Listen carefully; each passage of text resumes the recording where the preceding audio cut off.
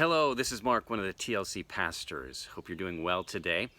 If you're with us this past weekend, we're in our Ready for a Restart series, and we were talking about how to rekindle our relationships. And our main passage was Ephesians chapter 4, which is just loaded with Christ-like virtues that we're called to live out in relationship with one another.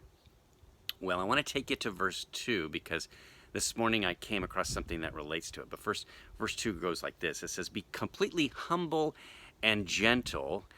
Jesus describes himself as humble and gentle in Matthew 11:29. So it's no surprise that Paul would use those same words. He's thinking about how Jesus embodied all of these things perfectly.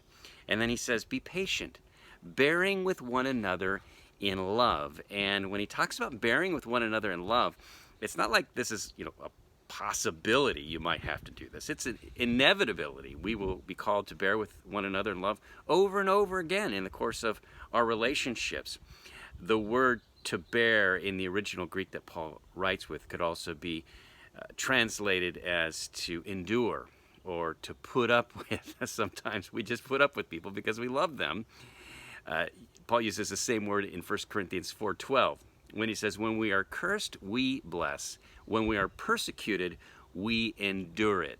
Those are words to live by right there, aren't they? When we are cursed, we bless. When we are persecuted, we endure it. But that word endure, same word used or translated to bear in Ephesians 4:2. Well, earlier today, I came across an article that referenced a letter by John Newton called On Controversy. And John Newton, as you know, the infamous slave trader who became a pastor and then a writer of countless hymns, his most famous being Amazing Grace, of course.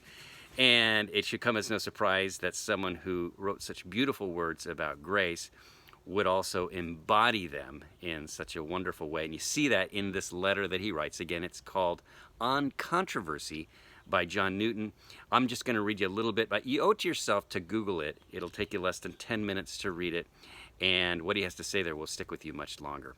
But here's what he says to a fellow pastor who's about to write a letter to another pastor with whom he has sharp disagreements with. And aware of this, John Newton writes his friend, this pastor, before he sends off this letter, and he coaches him on the kind of tone that he should have. And he says this to him: "The Lord loves him and bears with him." He's talking about the guy that's going to be on the receiving end of the letter. He says, "Therefore you must not despise him or treat him harshly. The Lord bears with you likewise and expects that you should show tenderness to others from a sense of the forgiveness you need yourself. In a little while you will meet in heaven.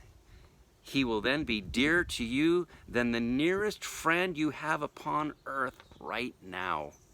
Anticipate that period in your thoughts, and though you may find it necessary to oppose his errors, view him personally as a kindred soul with whom you are happy to be with in Christ forever." Isn't that great?